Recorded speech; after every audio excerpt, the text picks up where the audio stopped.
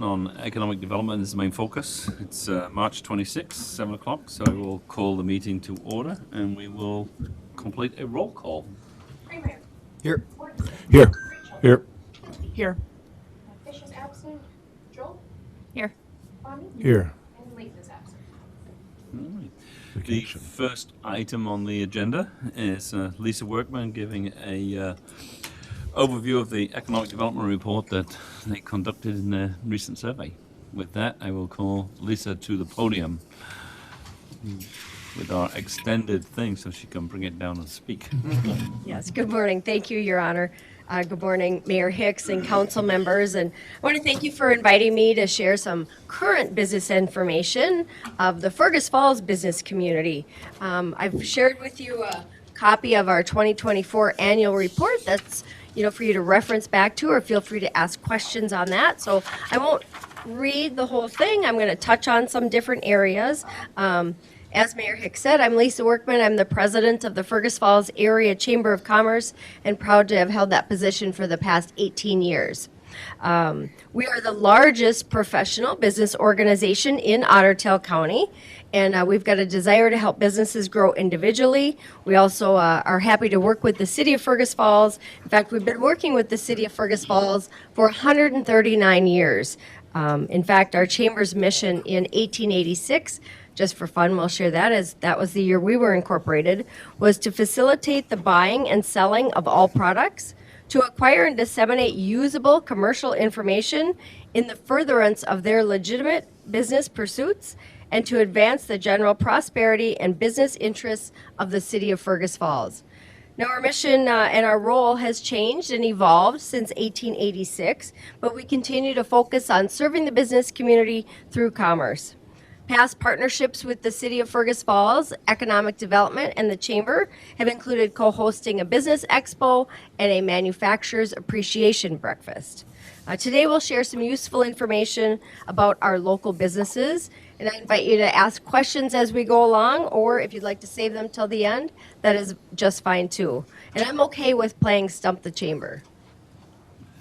So just for a little fun, and it is the end of the hockey season, or the end, nearing that point. I don't know if they ever end, but any ideas how the Chamber and the NHL are alike?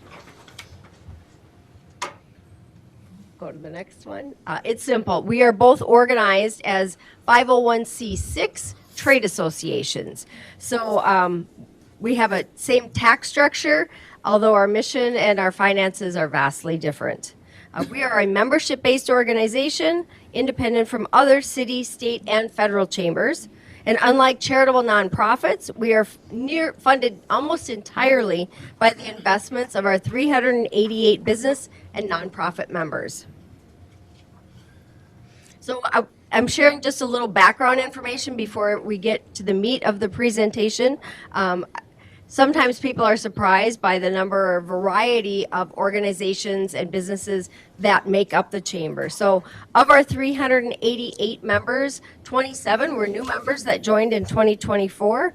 This graph breaks it down by type of business, and then our board of directors fills those categories accordingly as well too, so that we make sure that our governing body adequately and equally represents our membership.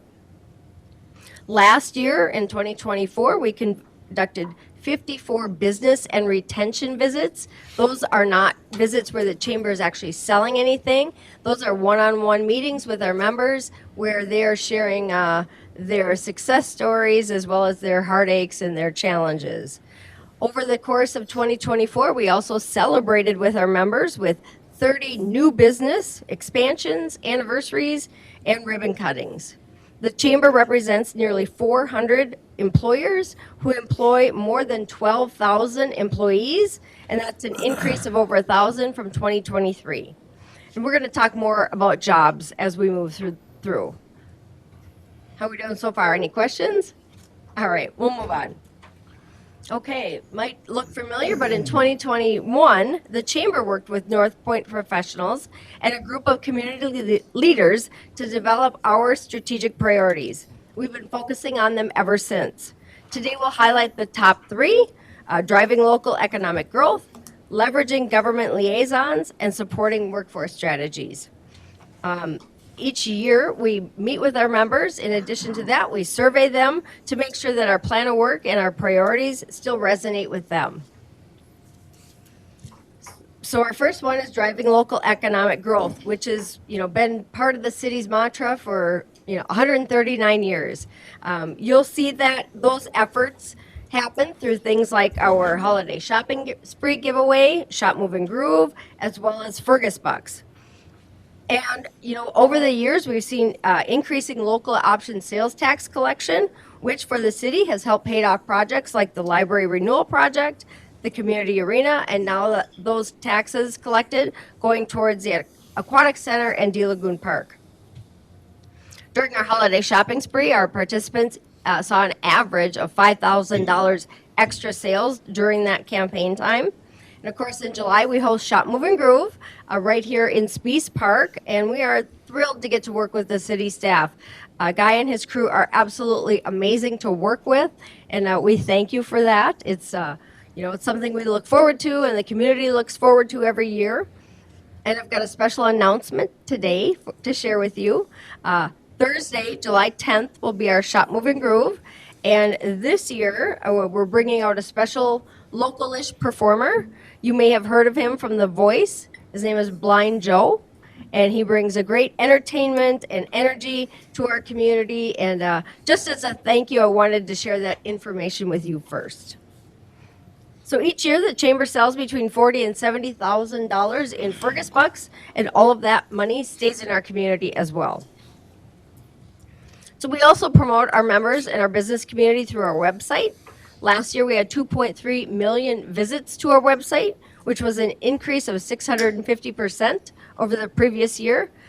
In January of 2024, we launched a brand new, more user-friendly, more robust website to increase the exposure for our members. We have a searchable business directory with almost 70,000 searches. We had nearly 100,000 member page views, and that increases their SEO. And even our community events calendar had 86,000 views over the past year. We also offered job postings to our members, and we had 317 unique jobs posted on our website last year and over 24,000 searches on our website. So that kind of wraps up the Drive Local Economic Growth piece. Any questions so far? Lisa, on the event views and the calendar, Yes. how does that work from a collaboration perspective with other organizations, or how Sure. does somebody get something on the events calendar? Great question. So it's a member benefit that we've expanded to the community. So if there are events that have a community interest and maybe it's not being put on by a chamber member, maybe it's a fundraiser, a pancake breakfast, the community can actually go to the calendar at fergusfalls.com, and there's a little plus sign, and they hit the plus sign and they can enter their own event. Now, if it's a commercial business that's not a chamber member that's hosting an event, we might not approve such an event unless it was, again, community benefit. So it is a very public events calendar. The technology doesn't quite allow us to link calendars. We've tried for many years to do that, but we try. We have a pretty robust calendar, so it is a place that a lot of people go to. Thank you. You bet. Well, that brings us into another priority, which is to leverage government liaisons. And this is one area where we differ from organizations that are similar to us. Familiar faces up there, right? Our goal is to keep our members abreast of policies and laws, as well as build those relationships with folks like you, as well as county, state, and federal lawmakers. We hosted 3 of the Meet the Candidates events. We've hosted roundtable discussions. We connect our state and federal legislators and their staffs with the leaders in our business community. We also sent out a legislative roundup email and with the goal of keeping our members informed about what's happening and maybe some laws or changes that might affect them. Questions there? Alrighty. And we also support workforce strategies. That remains a big challenge of our members. We have a career exploration day at the high school, which we've done for 18 years. We received a round 2 of a grant from DEED where we've been able to reimburse employers for internships for students. We had 66 students participate last year at 24 different employers, and we distributed about $40,000 in wages. As I mentioned, we had 317 job postings, many of which were for high-paying positions at Otter Tail Power, Lake Region Healthcare, and many others. And our job postings also go to the Otter Tail County website, which currently has 700 openings on it, just in Otter Tail County. So a lot of opportunity for folks here. We help with new resident packets, we give executive community tours, and we worked with M-State on the Spartan sightseeing tour. Sorry, my mouth is really dry. Thank you. This past year, we launched a new leadership program, and happy to say Todd Bjerkley with your street department was part of our pilot program.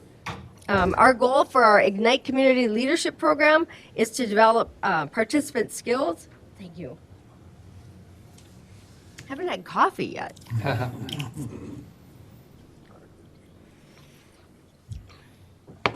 Thanks, Guy. Our goal is to develop their leadership skills as well as help them make connections in the community. They learn about leadership, team leadership, and organizational community leadership. So again, our goal is to help build up and skill up tomorrow's community leaders so that they will move forward and take on positions such as commission, a board, a volunteer organization, city council members, county commissioners, that type of area. So we're skilling them up. On the grant funding for interns, did you say that you had succeeded in getting that for 2025? Yes, I might have just breezed right past Yep. that important fact. Thank you for bringing that up, Mayor Hicks. Yes, so we did secure round 2 of this grant from DEED, and we will be able to fund additional internships throughout 2025 into 2026.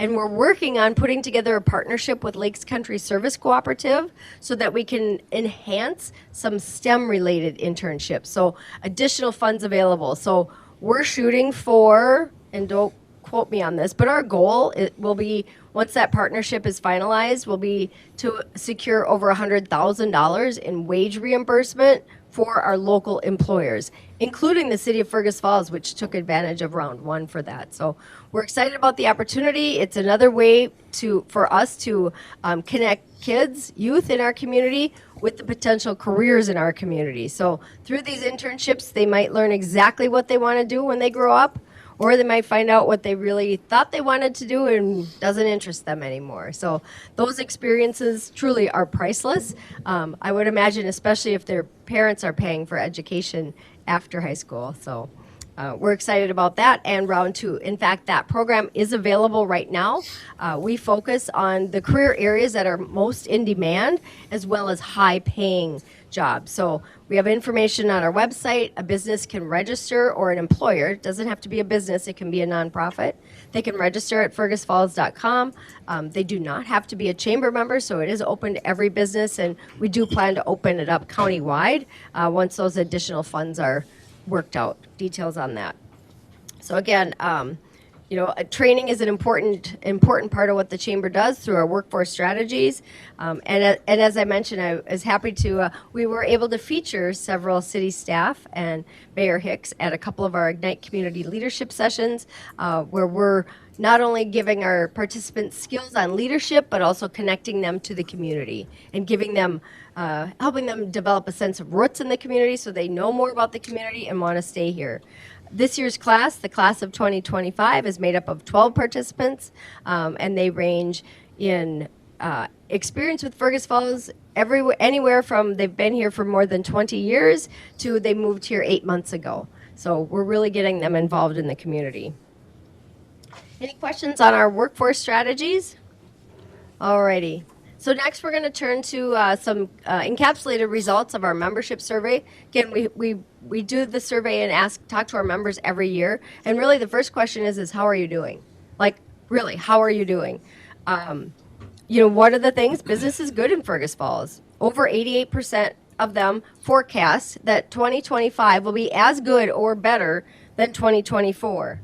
And 80% of them said they performed better in 2023 than 2024 than the previous year of 2023. Now, these are really high and optimistic numbers, which is what we like. We want people to be thinking of growth. However, they're not as optimistic as the previous 2 years. So that optimism is waning a bit.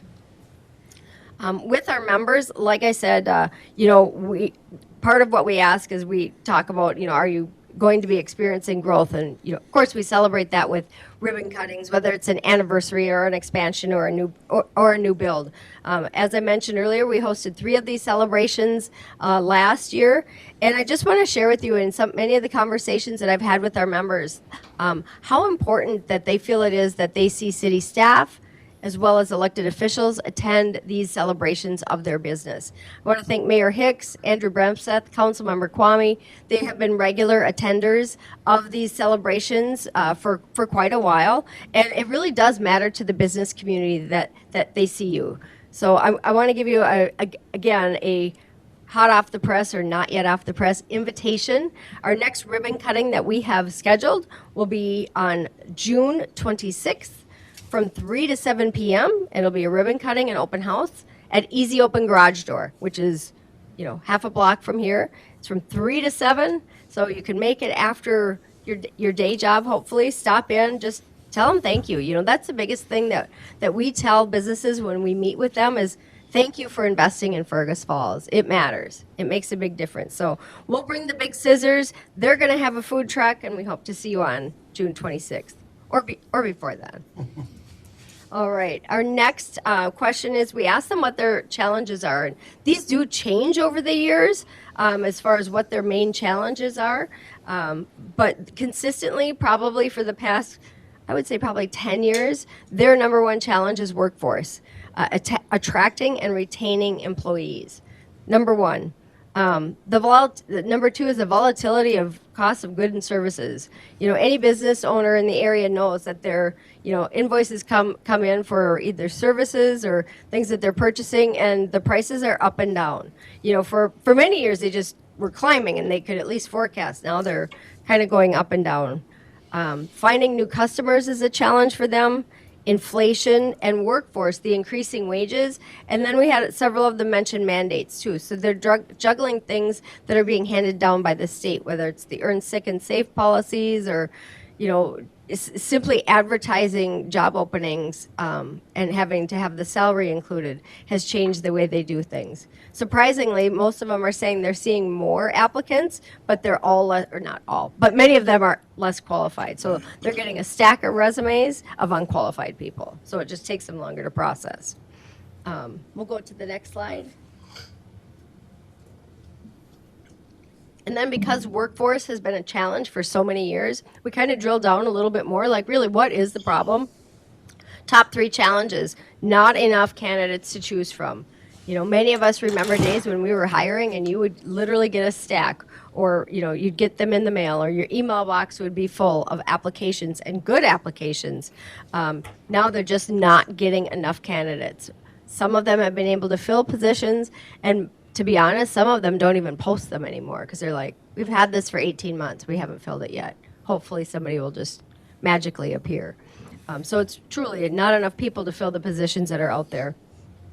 Another area is that they just lack the skills or education that are needed for the role, and that hiring is very competitive. So the benefits, the wages, the time off, the pet policy, you name it, do you offer coffee? Do you give your employees a T-shirt with the logo on it? Like all the little things that seem like little things are big things when it comes to the hiring market. So developing that employee and company culture is very important.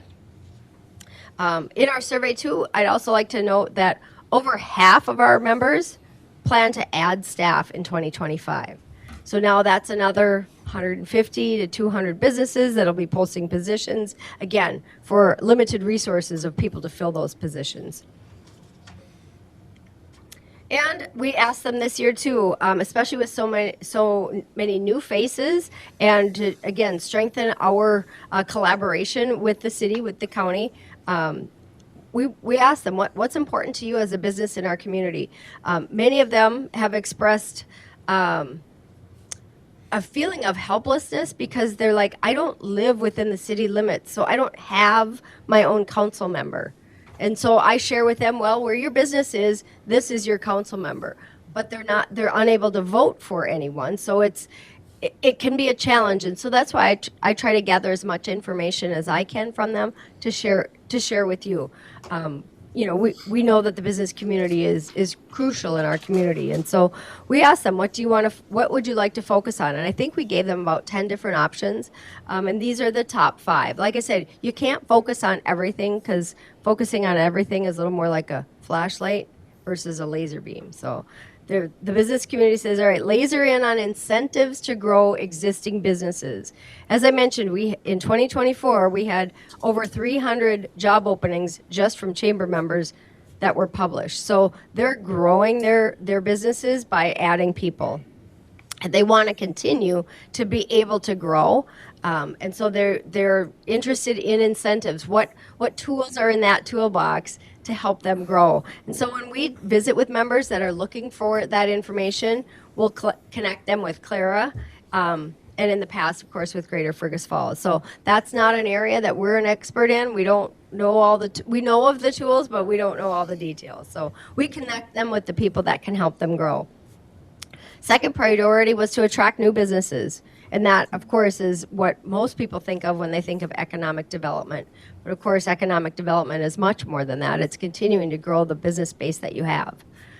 Third priority was infrastructure, safety, roads, water, the usuals. The fourth was assist with affordable childcare. And this is something that has come into the top 5 now that hasn't been in the top 5 in a few years.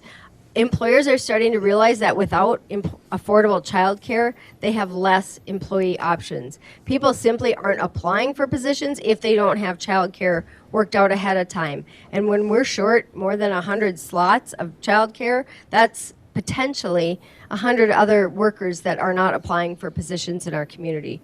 A lot of times as families grow, they decide, well, we're going to make it work on one income instead of 2 because we simply can't find or afford childcare for our little ones.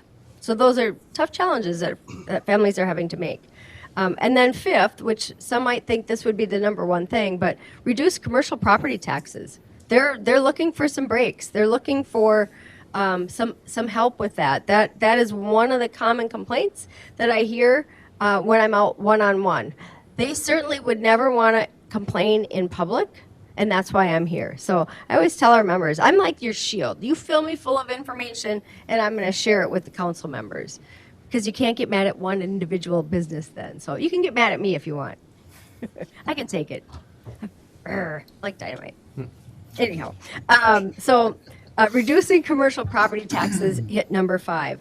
Other areas that they'd like to see that weren't in the top 5 included workforce and affordable housing and workforce recruitment strategies. So as you can see, there's a little bit of a theme on workforce here. That seems to be a pretty strong challenge. So that wraps up the priorities, the survey, the information that I wanted to share with you in a little more detail today. I hope that the annual report that I've given you and the survey results provide some valuable context as you make decisions for the city moving forward, especially in economic development. And just to remind you, we're here as a resource. We want to continue that collaboration to support a thriving and strong business community. And I'm happy to answer any questions, either now or later, anytime when it comes to our business community.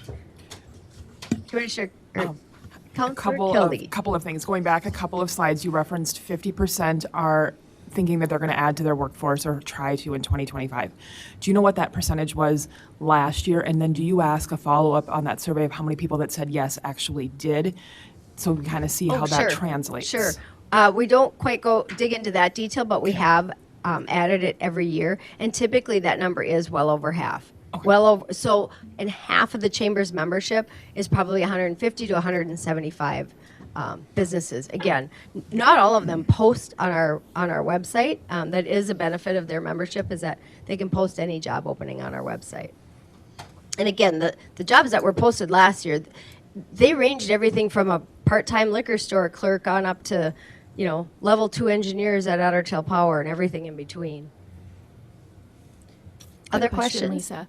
I'm sorry if I missed it earlier, but how many responses did you receive from this? We received about a 30% response rate. Okay, thank you. Yep.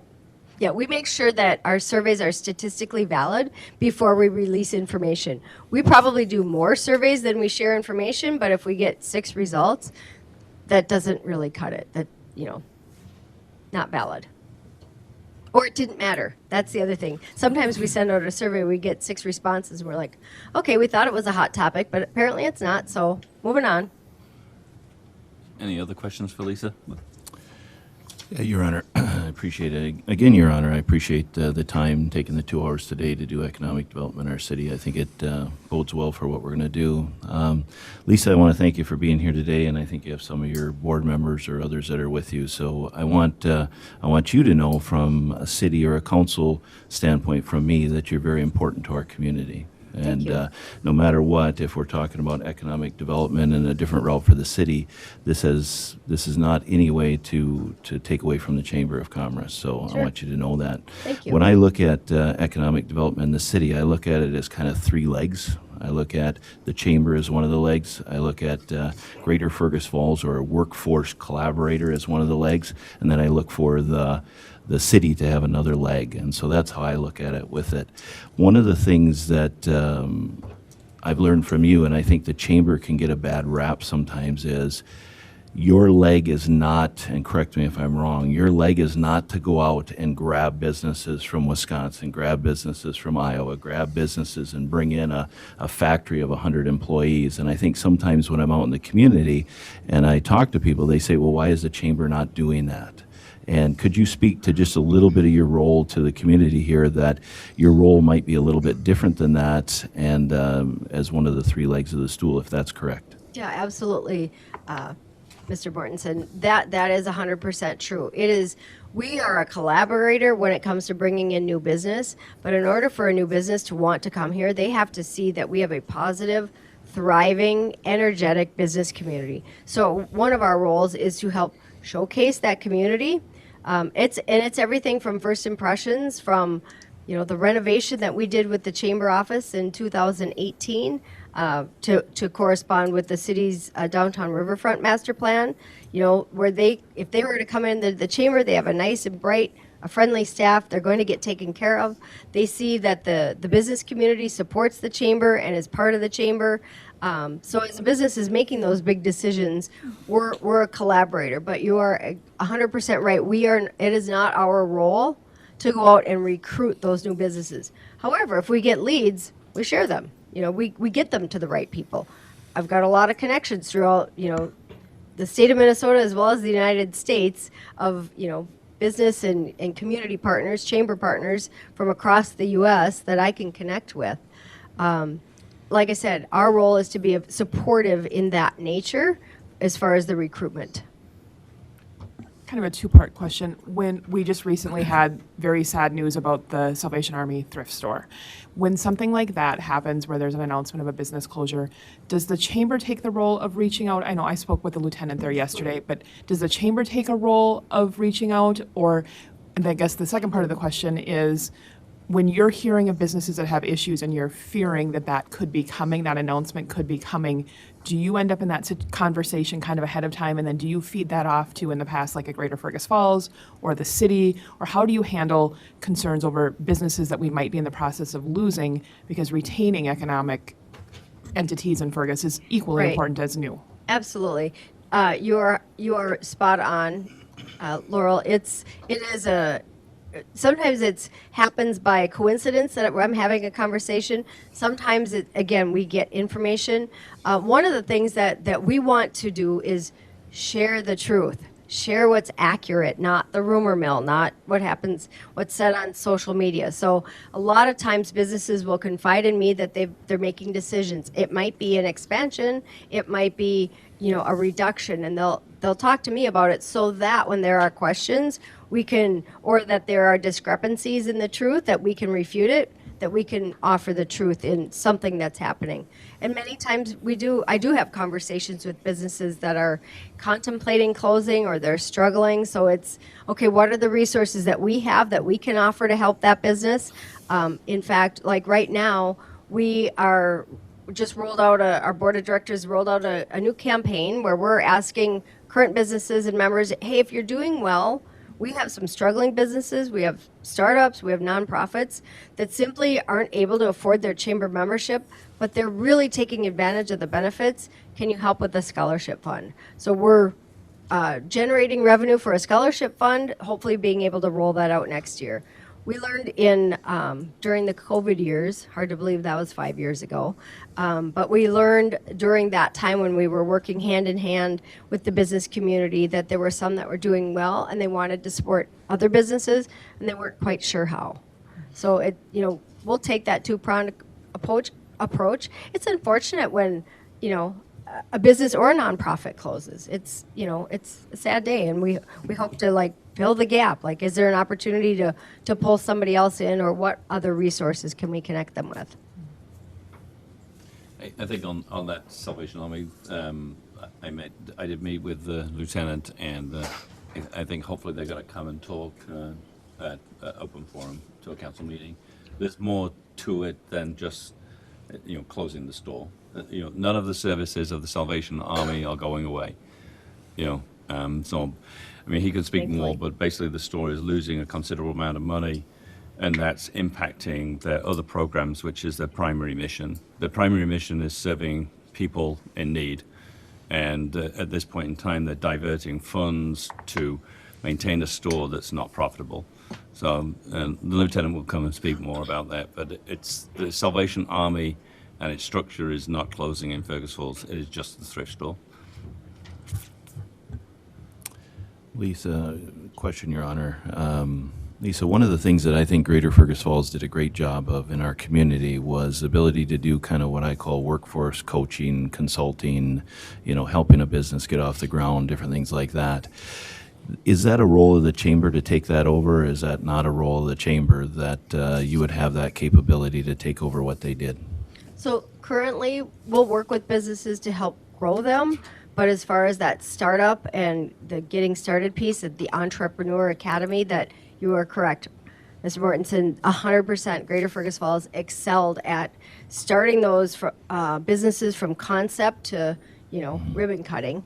Where the baton was handed off would be at the ribbon cutting stage, where we come and celebrate. Maybe it's their groundbreaking for a new location, the ribbon cutting, and okay, you're in business now. Then the chamber would take over with our services. Here are some different ways for you to market your business. Here are some different ways that you can connect with either potential employees. Here are, I'll meet with all of our members one-on-one and say, what are your goals and how can we help you get there? Some would be services with us, some might be services with, another organization. But yeah, you're again spot on. I'm not an expert in building up entrepreneurs. We're there to cheerlead sometimes. I mean, it sounds kind of childish, but it's not. We need a community cheerleader. We need somebody that's, positively promoting our business community, because it's hard work. I mean, yourself, it's hard work running a small business. I appreciate that, because I think it goes back to that three-legged stool that I'm talking about, that once Greater Fergus Falls as a board chose to dismantle their organization, that we have to fill that void somehow. And the chamber is not where the community should look or critique or push to do that. We have to have a different route for that. The other question I have is, we have one other outlying group within the city that works here called Visit Fergus Falls. I want to know what the chamber's connection to Visit Fergus Falls is, and is there collaboration, and is there competition? Just give me an overview of where you are with that entity, because I look at them, I don't want to say they're an outside, but they're not in that economic development wheel that I see in my mind. So can you give me a little clarity to that? Sure. So I'm an ex officio board member with Visit Fergus Falls, so I've been involved with them for 18 years. We've got a great working relationship. It's evolved over the years as far as what the chamber's role was. Many years ago, we did the mailings for Visit Fergus Falls. When people request tourist information about Fergus Falls, it was our staff that sent it out. We still serve as a welcome center for the community, whether it's for someone visiting the community or whether they're thinking about moving here or they're thinking about moving a business here. So we work hand in hand with Visit Fergus Falls. And of course, their role is to promote Fergus Falls as a destination, tourism. their economic driver is the visits, the overnight guests in our hotels. Most of our hotels, in fact, I think all of them now, are members of the chamber, so we serve them as members where they can, we can post jobs for them. We can promote things like ribbon cuttings. I believe we'll probably be scheduling one soon for the new Wyndham Hotel that has recently changed names, the Fergus Inn. But, helping them that way. With tourism, though, and Visit Fergus Falls, we work closely on a number of different initiatives. There were many years that the Chamber, Visit Fergus Falls, and the City of Fergus Falls co-hosted or were hosts to major statewide events like the Bike MS Tram, the Governor's Fishing Opener, the Governor's Hunting Opener, some of these bigger events that came to Fergus Falls. We work together and collaborate. One of our strategic priorities that is in the top 7, number 6, pursue clarity and distinction. So our board has been very intentional over the past at least 5 years to make sure that we're staying in our lane, that we're doing what we're really good at, and let others do the other work. So let economic development take care of building up entrepreneurs. Let Visit Fergus Falls take care of promoting Fergus Falls as a destination in tourism. And one of the things, just I'll share this, is that I've sat on their strategic planning sessions, and one of the things that might happen is that an entity like Visit Fergus Falls is promoting tourism in Fergus Falls. We aren't going to see all the work that they're doing. We live here. We're not going to see their marketing efforts, their videos, their different ways that they're promoting and reaching out to groups, individuals, organizations to come to Fergus Falls. So, they're out there doing that where we're promoting folks from more a driving distance, a short driving distance, to come to Fergus Falls. Does that answer your question, Mike? Yeah, I think that and beyond a little bit. Is great. Since you asked me, I want to just ask a question. How many businesses are in Fergus Falls? Do you know? How many businesses are within the community? We have a very loose number because there isn't really a real accurate way to keep track. But last time we went through our database and added and subtracted, it was around 600. Okay. But again, that includes a lot of nonprofits as well.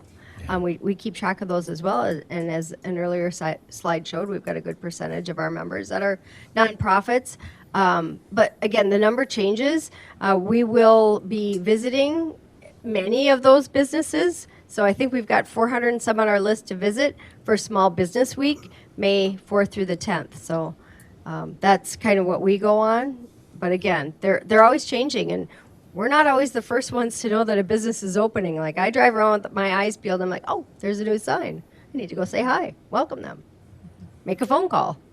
And would you say that you have just over half of them are chamber members then? Is that correct? Yes. Yep, okay. Just over half. In addition to that, just as a reminder, Mike, we are the Fergus Falls Area Chamber of Commerce, so we don't have boundaries as far as who wants to be a chamber.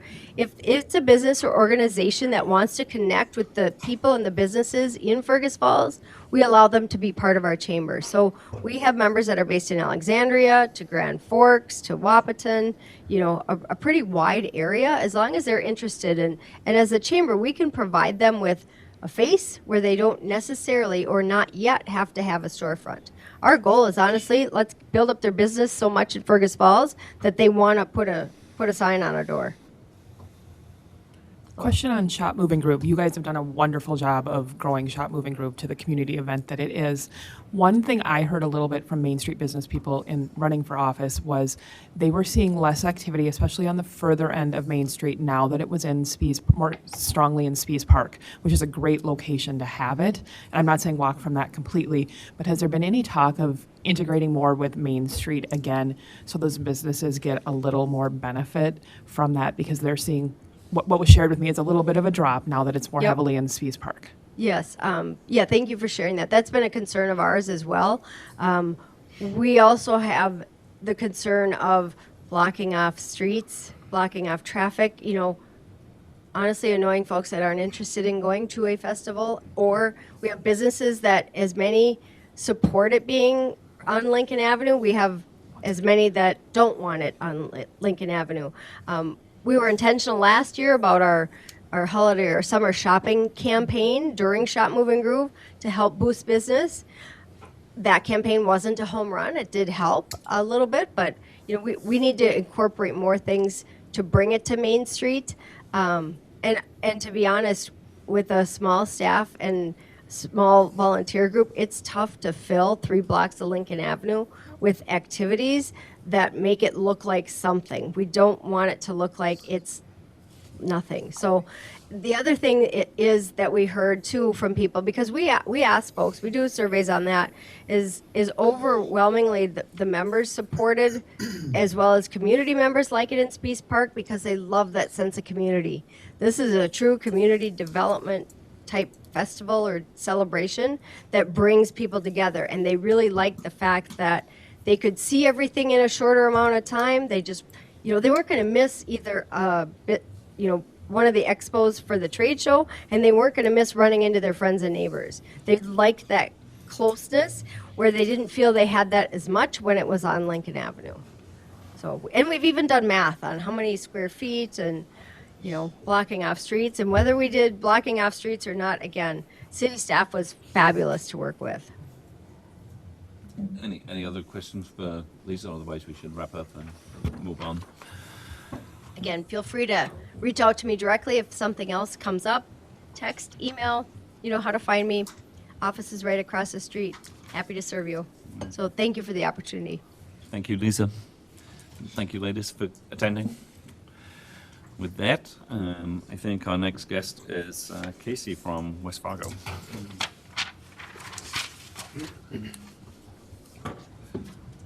I'm a little taller than Lisa. Thankfully. Goodness. Well, thank you for having me, council members. Not being a local, I apologize if I don't I'll pronounce all of your names correctly, but my name is Casey Sanders Brooklyn. I am the Director of Economic Development for the City of West Fargo.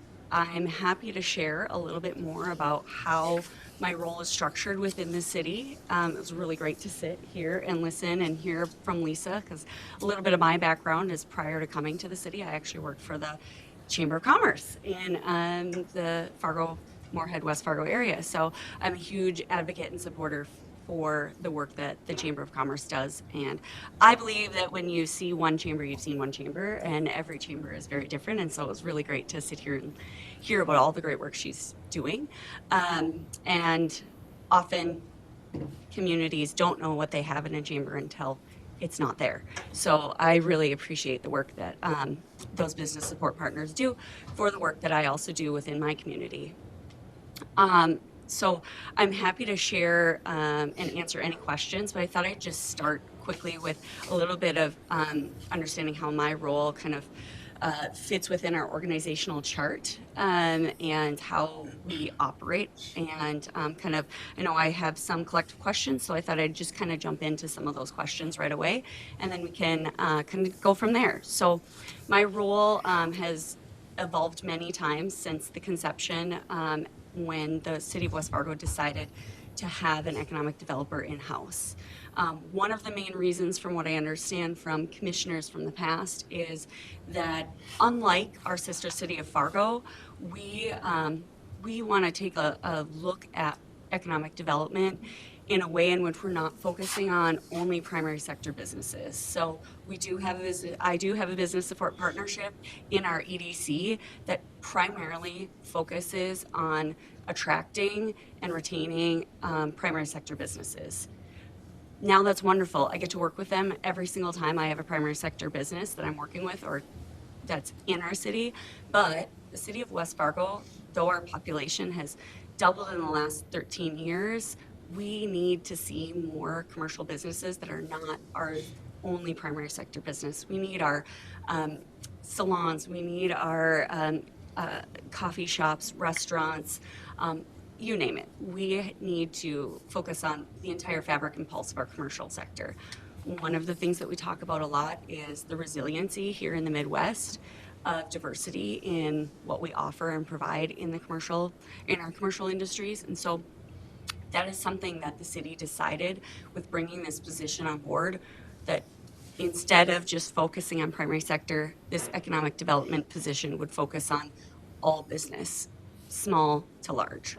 I would say I'm here as a resource for nonprofits. However, traditionally, the tools that I have in my tool belt are less used for the nonprofit sector.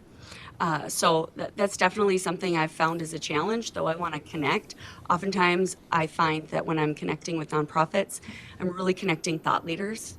So business to business relationships, things that, I'm sure Lisa has these experiences as well, that you don't store in a database, right? They're hard things to share. You're sharing because you're spending quality time with those leaders, and you're connecting businesses to other businesses. So jumping into a little bit of how that organizational chart sits. In the past, this role has reported specifically to our city administrator.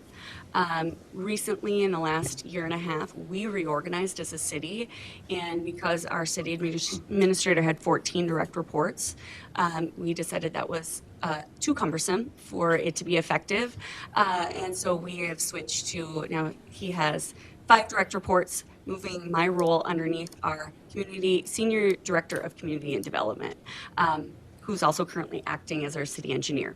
So kind of a challenge. I'm sure you're not adverse to some of those staffing capacity challenges as well. But what that does is it brings me in with our engineers, the planning department, as well as we typically have a standing monthly meeting with our public works director as well. So kind of tying us all together. So that's kind of where it's sitting today.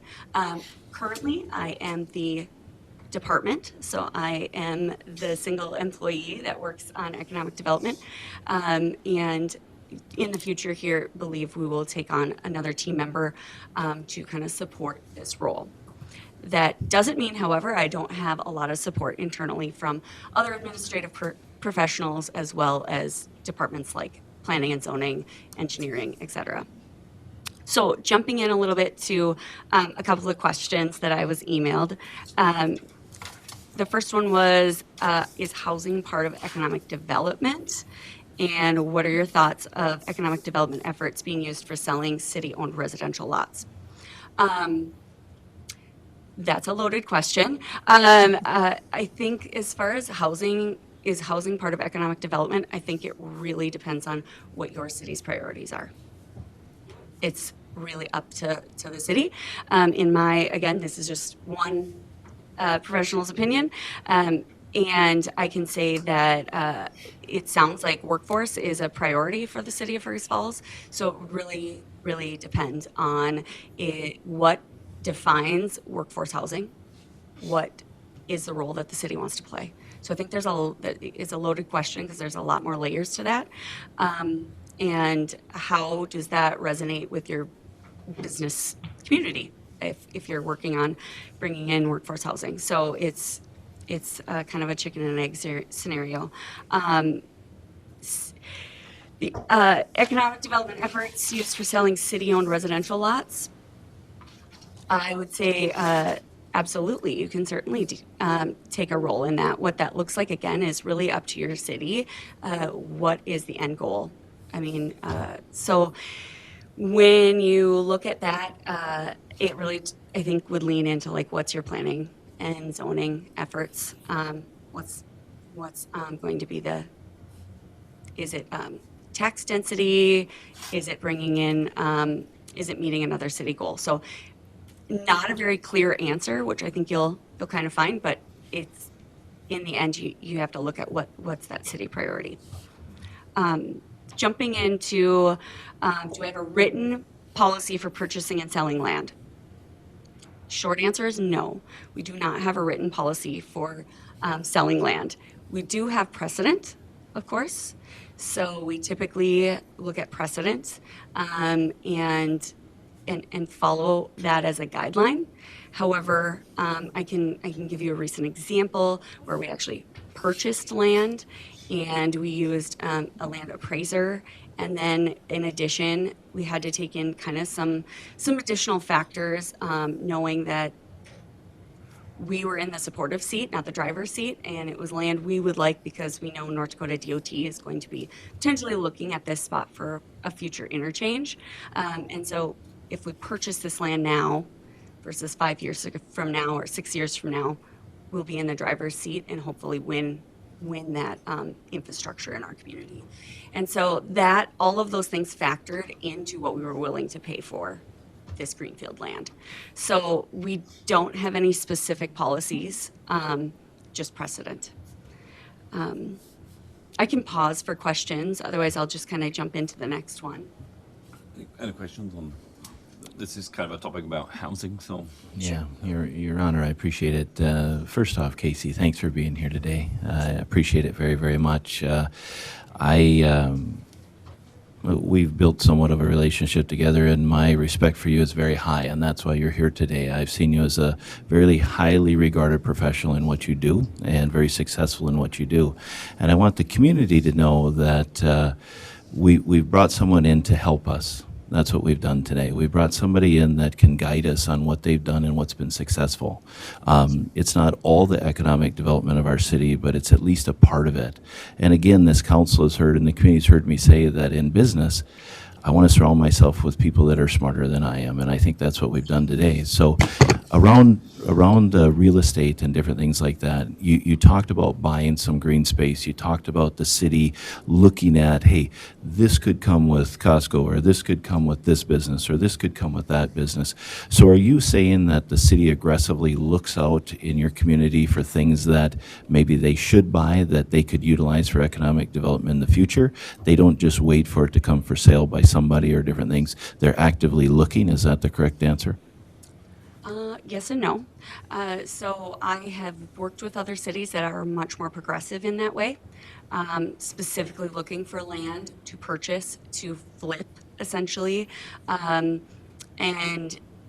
oftentimes they don't want to be the developer, if you will, but they are going to look to purchase land to create site-ready spaces. When I say site-ready spaces, you're probably familiar, but they're looking, obviously, they are looking to make this location the most attractive for, it might be a specific type of business, it might be generic, but what does power, water, sewer, what are all of those things look like? And have it almost, whether it's document-ready site or whether it's just your own documented ready site, whether it's certified or not, you can get those sites purchased. It's one less barrier if the city owns that site because it's under local control. I would say our city has land that has been acquired in the past, and we do some of that work currently with those publicly owned properties. We, however, are not in the political position right now where that would be a decision our commissioners would choose to actively go out and purchase land. So again, it is a yes or no. It depends on what position the community wants to take. When you have that land, did you say sometimes that you will lease it out or do something with that land with another maybe business until the big business comes along? Is that correct? Or yes, we oftentimes ensure that other, say, for example, construction companies know that that land's available where we can lease it out for a laydown yard or maybe snow in certain seasons, different things like that. Those are things that our Public Works Department has active relationships with some of those businesses to help offset some of those costs for the city when appropriate. so that property doesn't have to just sit vacant. You'll utilize it, the city will generate revenue, and then it will be there, so you don't have to purchase it when the big companies come. That's what you're doing. Yeah. Ideally. Good. Question on when you buy this green space, you have access, I think in our last conversation when you were on Zoom, to about $4 million of sales tax revenue a year. We're in a situation where we don't have access to that, and that pot of money doesn't exist here. Is that the pot of money you're using for purchases like that, or how are things like that being funded in your situation? And when you say you're familiar with other cities that are more active in the buying and the selling and flipping of land, do you know how they're funding it? Sure. Yes, so the economic development sales tax dollars that we have are primarily the source of funding that we use to make those purchases. I also work with our engineering team, and typically we support a handful of our capital improvement projects as well with a percentage really depending on what that is, but a percentage of economic development sales tax dollars that would go into some of those capital improvement projects. The sales tax dollars were voted in 2014 by the residents of West Fargo. And that vote specifically said that the dollars need to be used for economic growth and job creation. So that's the parameters. So you can see that there is some creativeness or some malleability that I have when I can use those dollars, because they may not generate jobs tomorrow, but it is a long play to purchase those lands. Other communities, oftentimes I will see, I've seen some use lodging tax, though our community uses lodging tax. All of our lodging tax goes straight to our Community Visitors Bureau. And then I've also seen other communities in other states use a percentage of liquor tax.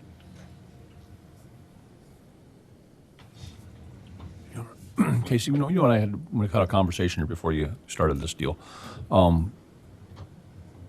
We said that we talked about economic development and housing, and you don't do anything with housing, but you said it all works hand in hand, and I do agree with that. You have to have housing to provide people for the jobs. What do they do in West Fargo for that? Is you have a housing sector like you, or how do you do that? West Fargo is rather unique. When it comes to housing, I'd say we're kind of on the opposite end right now. Of our assessed property value, 70% of our property value comes from housing, 30% from commercial. So that's why we're pretty focused on commercial development. We have a pretty strong housing market, so there isn't a lot that is specifically focused on housing. In my role, the current role that I play in housing is kind of twofold. One, we have a Renaissance Zone incentive, and by North Dakota state statute, in order to have a Renaissance Zone, it must have a housing component. And so because I'm the closest to that, I do work with that program. And so that is specifically for specific residential areas and supporting potentially like blighted areas in redevelopment, infill redevelopment housing. And then the other place is I'm a supportive role. So I oftentimes look at things that I might be a driver or I might be secondary, and I would say housing is something that my role was designed to be secondary. So I'm going to support entities like the Chamber, the EDC, and ensure that I'm supporting those efforts. That might be through advocacy efforts, that also might be through funding efforts, depending on what the priority is. Thank you. So the EDC then, how does that fit in to kind of like your role? So, what are they doing differently than you? Yeah, so our EDC is, they serve Fargo, they serve West Fargo, they serve Moorhead. They'll also reach out to some of the rural areas like Castleton, Horace, things like that from our area. But because their primary focus is primary sector businesses, they are only focusing on a smaller percentage of businesses. Now, that's not to diminish what their intent is. They also have to focus on bringing in investors.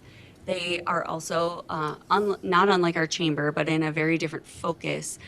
They are bringing in thought leaders that are going to lead the community in inspiring new entrepreneur sectors. They're leading in some specific areas like ag tech, biomedical, and entrepreneurial support services. So all of those things, they become much more specialized in things that when I have a business, for example, if I have I just met with a pharmaceuticals company that is a primary sector business. When I have someone like that, we're both going to be at the table because I'm going to be working with them kind of hand in hand to go from location to when I hand it off to the chamber for ribbon cutting. But I bring in the EDC because they know the state incentives for primary sector businesses. They know we have really wonderful state-owned bank that offers some interest rate buy-downs. So they that are only for primary sector businesses, and so they know those programs inside and out, so they can get highly specialized. Another difference is I'm not looking at bringing in investors. I'm not looking at bringing in sponsors. I don't need to make those asks. The EDC is challenged with those things.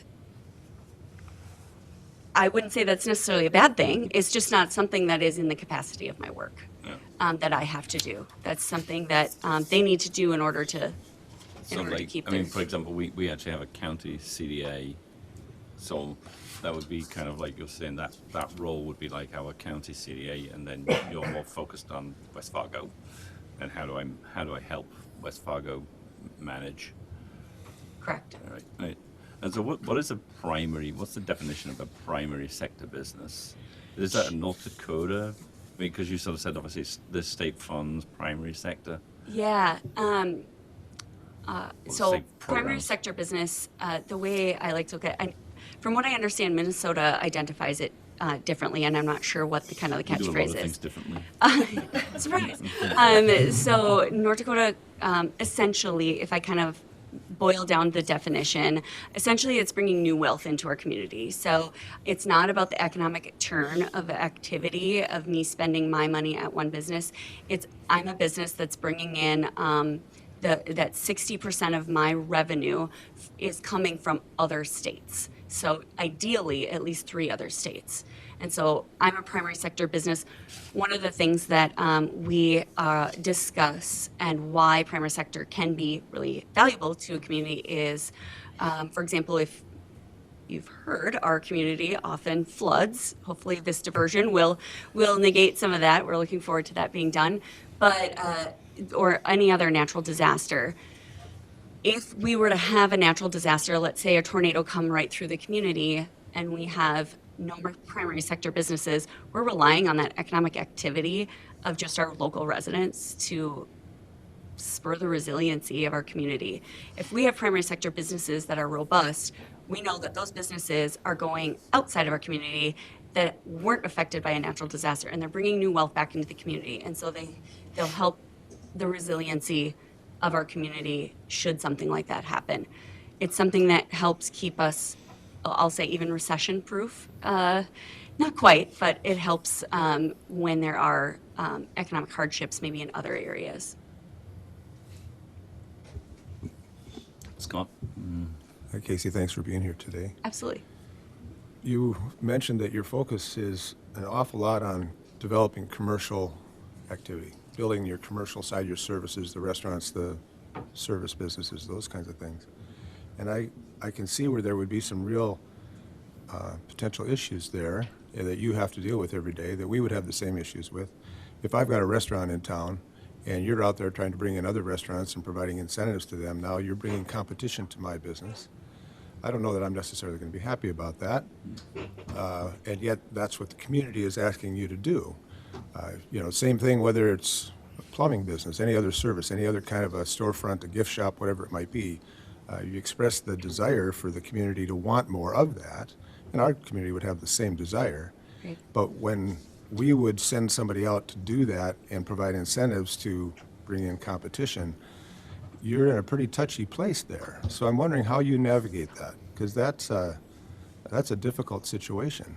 How do you deal with that? Yeah, that's a challenge for sure.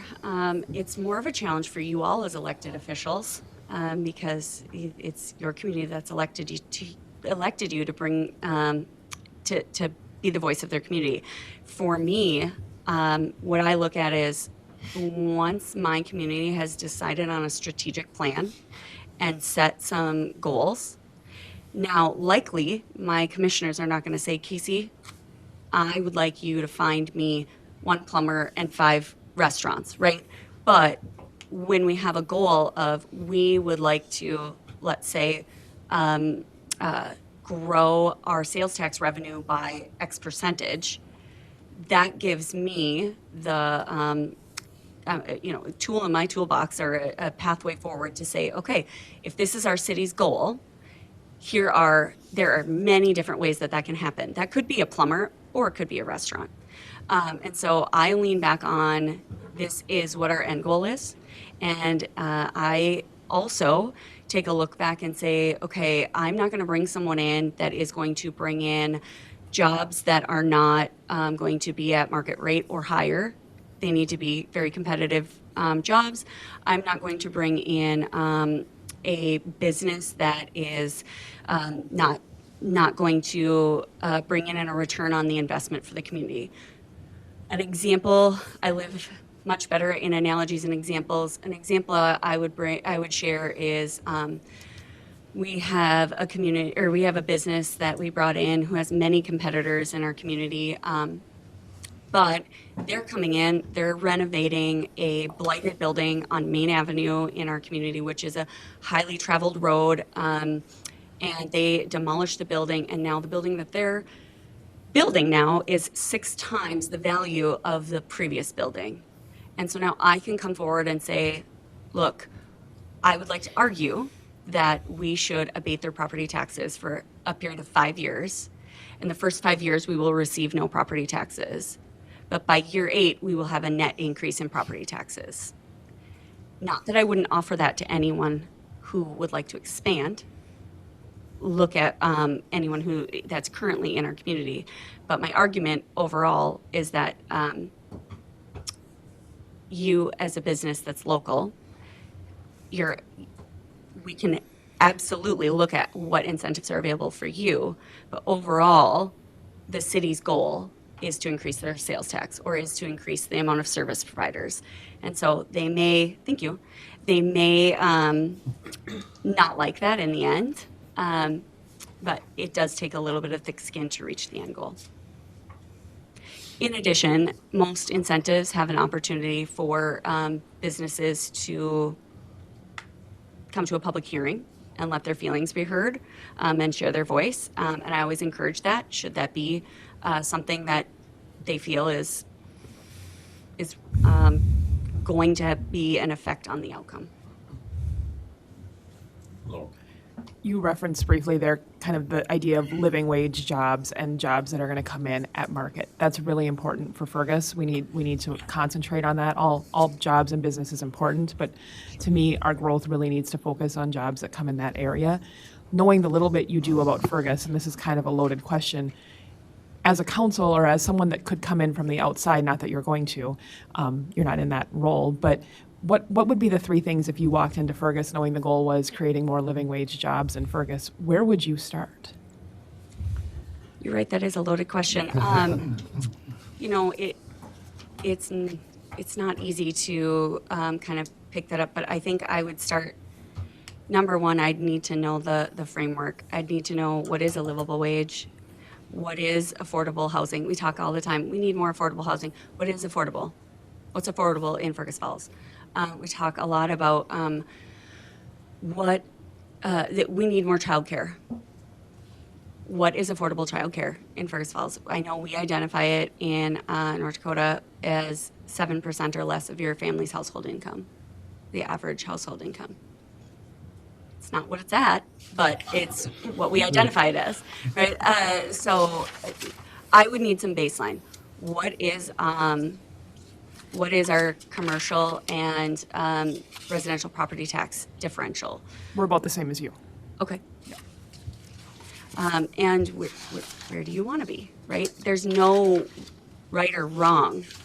And that's what's also wonderful, but also a challenge when it comes to economic development, is there is no right or wrong. So it can be somewhat nebulous, and that's where it becomes very political and it gets put on your shoulders. And so I would start with wanting to know a baseline. The next thing I'd want to know is what is the utmost priority, which can be a challenge, of course, because workforce, childcare, business, infrastructure, all of those things are intertwined.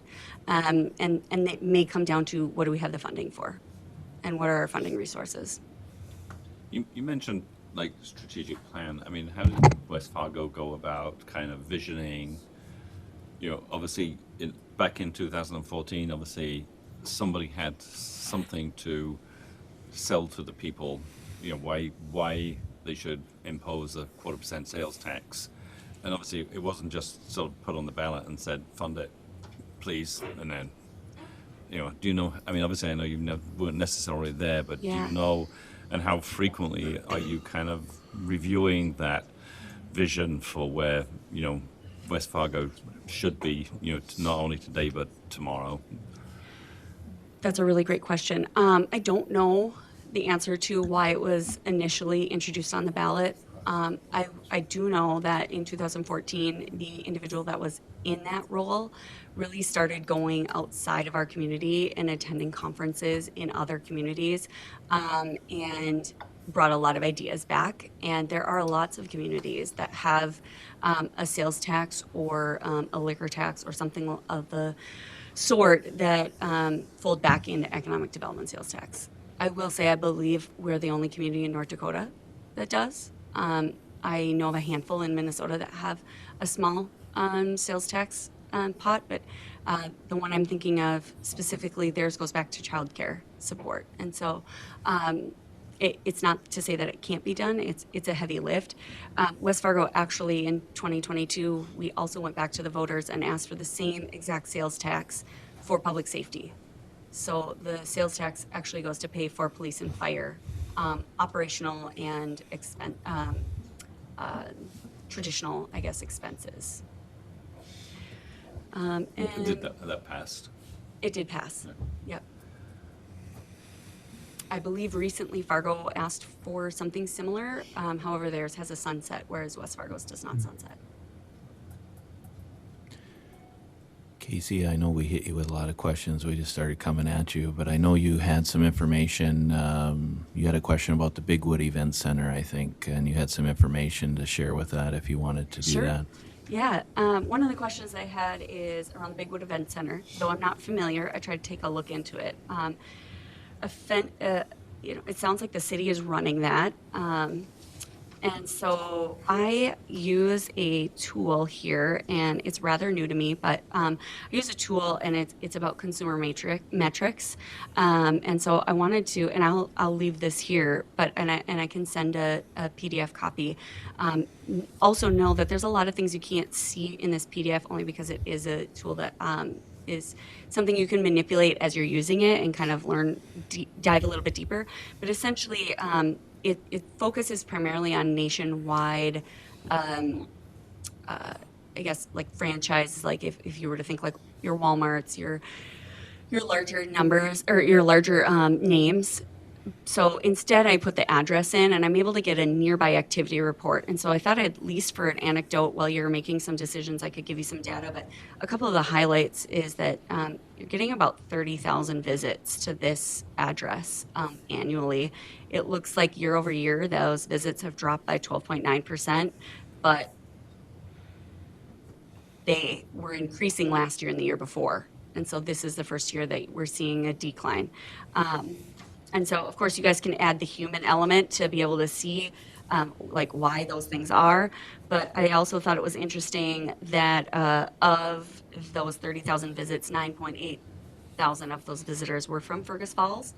Then it does offer other zip codes as to where those visits are coming from. So you can see that information. In addition, this information shares what are also the favorite places in and around the area that the people who share the same demographics that are going to the Bigwood Event Center, where they're likely visiting or making purchases in, not necessarily in Fergus Falls, but within the top, looks like top 10. So for example, the top one is Walmart, McDonald's, Fleet Farm, but the next one is West Acres Mall in Fargo. So like the people who are coming. So that just kind of gives you an example. Surprisingly, the next one is the Minneapolis Airport. So it'll kind of share with you how far those things are away and how many visitors that of those 30,000 are visitors from there. So you can really kind of take a look.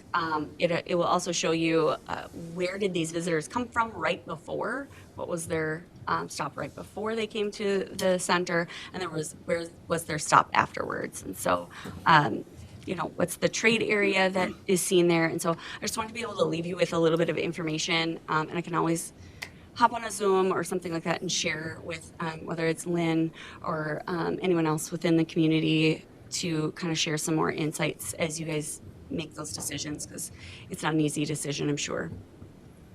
Casey, I appreciate that. That would be information that we've never had, and it's intriguing. How do you use that with your businesses in West Fargo? How do you use that as a tool? Yeah, a couple of the top ways that I use that is for vacant storefronts. And so I put our realtors to work, the people who know those properties the best. And so I get them this same information. And I essentially kind of activate them by saying, hey, here's everything I have. Here's the information that I know. And I shoot that off to them. We also utilize Lois, which is on our website. I see you shaking your head. You must be really familiar. We utilize Lois right on our website. So every active, not every active post do I do this for, but something that's like light industrial isn't a great fit for this.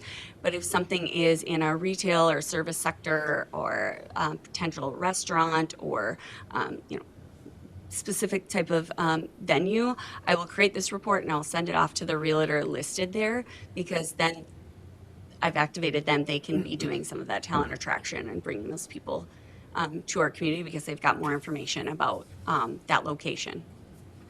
So with this software, this is something you purchase through the city of West Fargo. And with this software, you could take like say we have a Mabel Murphy's here, or we have another business here. We can tell how many of their guests are from Fergus Falls. We can tell how many of their guests are from outside the area and different things like that with that to assist them in their marketing or assist them in what they're doing to succeed. Is that correct? Generally, Mabel Murphy's is not a nationally recognized brand. And they specialize in more nationally recognized brands. However, you can get a nearby activity report. So I would say I don't lean on this data to be 100% accurate, but it is a guide. It'll give you some tools to understand a little bit more about who is coming and how people are consuming either that location or your community. In general, you can also, it sounds like you guys have some great community events. You can put a geofence around where that community event is, and you can find out how many people are coming. Are people coming from outside our community to go to these things? How do they track it? Your cell phone. Right. You're always being watched. You're being watched. Yeah. It's not like I can track and find out. Did the mayor come to this event? I can't find that out. He's wondering. Yeah. Start No. switching it off when I go places. Yeah. Or certain places, anyway. So I can't. It's all anonymous. It's all anonymous data. But it is. It's the algorithms collect this information. So if, let's say, one person from Fargo visits Mabel Murphy's, that's not even going to trigger the algorithm. I believe when we started the software, I think there has to be at least 15 to even start that algorithm. So now we're getting probably too far in the weeds, but it is a software that you can use and dig in. I believe that the cost is based on population. How much of your time is spent on grant writing, finding out what funding sources are out there, staying on top of the North Dakota government structure and what you have access to, and how big of a portion of your job is that? With our lack of funding pools, that's probably going to be a very important aspect of economic development here. Sure. I'm typically a supportive grant writer. There's going to be sections of grants. However, that's how our team operates for the most part, is everyone often takes a section and then there's one owner of the grant. And they ensure each piece of the grant shares the same voice, and then may make some editorial changes and then submit the grant on our behalf. We kind of collectively as a team look for those funding sources, and we have actually a communications director that is probably our primary watchdog, if you will, for new federal or state legislative opportunities. In addition, is also kind of our team member who follows the legislative sessions as they're happening every biennium. Can you expand a little bit on that? Because we are also sitting without a communications director, so that's kind of on our agenda. Sure. So that's an aspect that maybe hasn't been discussed as being part of that legislative piece or following the grants and things like that. Is there anything more you can add to give us some advice that maybe we could look at that being incorporated into that job here? Sure. I guess our communication instructor really just leans in on that because in the end, when changes happen, they are the strongest leader within our team to be able to effectively communicate that out to our residents. And ideally, that's in the end who we're serving. And so oftentimes we're taking like really high level concepts and being able to like break down like, okay, here's how it's going to affect you today. This is what's going to happen, or here's how it will affect you in 5 years. Here's how it's going to affect your city services, or what does that mean? Oftentimes we have really wonderful engineers and public works staff members that can tell you exactly how it's going to affect somebody, but that doesn't always resonate with the individual homeowner or business owner. I will say that is something that I heard quite a bit when I first took over this role is businesses said, as a city, you do a really great job communicating to every resident about how things operate, how things will be like rolled out to every resident.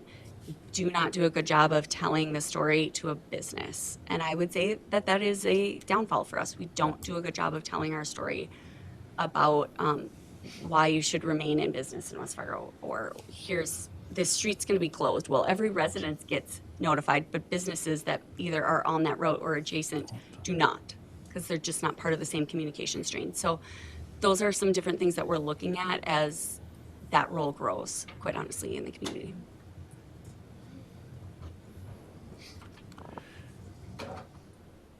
Casey, talk with us a little bit about how you interact with businesses, how you follow with them, just your day-to-day and how you're in touch with them. Sure, certainly. So I conduct, not unlike what it sounds like Lisa's doing at the chamber, but business retention expansion conversations. If I had Lisa as a business partner, every member of hers that's within the city and that I could support as well, I'd say, hey, Lisa, let's do this together. And I currently do that with our EDC. So every primary sector business, the two of us go out together and we strengthen those relationships together. What businesses don't want is more meetings on their calendar. So if we can meet together and support them in that way, we've gotten a lot of great feedback that that is the best. The next step is following through with whatever that might be. And so those business retention conversations, part of the reason why we do it together is they don't look a lot unlike what Lisa is talking about. Typically, I'm trying to get to, do you want to expand? If you do, great. How do we get a pathway to yes? Are you not expanding? And is it anything that we can control here within the city? Because if that's the case, we need to figure out why and see if there is, again, another pathway to yes. The other thing is like what's keeping you up at night, and that very similar things to what she was sharing. Workforce, childcare, in North Dakota, it's special assessments, some taxes, but mostly conversations on special assessments. And so those conversations, I kind of design my goal around 240 working days a year. And so my goal is to hit anywhere from 40 to 50% of those days being out meeting with businesses. And so that's 96 to 120 business meetings a year. And so those do and can take up quite a bit of time. However, that is also a gold mine for my leads. That is where a lot of my leads are. And so I also have a goal of having 3 to 5 prospective businesses per month. And so those prospects, again, could look like a brand new coffee shop all the way to a maybe a light industrial steel manufacturer. It can really run the gamut. Business leaders talk, and they often know where they would or would not want to do business. And that is where some of my best leads come from, is those business retention expansion visits. Typically not in the room during those visits, but at the follow-up or maybe 3-4 months later. And so I try to meet with those businesses annually and bring them in the loop. But I also try to pay attention, of course, social media, on LinkedIn. I try to pay attention to what's happening at those businesses. If I can stop in and be a face at a ribbon cutting or a celebration, sometimes it's asking if it's appropriate for me to be there. Just like this evening we have a business that has somebody who's I've worked with for over 30 years, and he's retiring, and so being a face at that is really important to show that support. So those are kind of maybe two of my areas where I spend a lot of time, is the leads and the business retention efforts. Other than that, it's conversations with business partners, the EDC, the SBDC, so the Small Business Development Centers, our Chamber of Commerce, but then also our site selector and developer community. I also spend quite a bit of time with bankers and all the financial support services that, quite frankly, is another large component. Though I don't specialize in financing, a lot of times when I talk to people and we're talking about incentives, we're talking about a gap. They're bankable. They can go to a bank, they can get their money. They come in and say, okay, here's this gap. I can't make this happen unless I am able to cover this gap. And so that's oftentimes when I can come in and if it's arguable, right? If you're coming in and you're bringing 1 or 2 jobs, they're low market jobs, I'm going to probably turn around and vet that and say, I'm sorry, you're just not a good fit because you're not enhancing one of the city's priorities. It's my job to bring your request and application forward and be really intentional about telling that applicant that it's not something I, as a staff person, can recommend. If then that application comes forward and that gap is something attainable through property tax, economic development sales tax, or a combination of that, it could look like we've done things where we've abated the city's sales tax. We've done different things to be creative to bring businesses into the community. It could look like some of those different things. If they are helping me reach those city's goals, and sometimes by priority, then I can bring that application forward and I will present that to the city, ours as a commission. I'll present that first and foremost to my Economic Development Advisory Committee. And they have the opportunity to recommend that for approval or recommend that for denial. Oftentimes, if they're wavering on should we recommend this for denial, they'll often table it and say, hey, here's some things that you should look at because this is why we would deny it.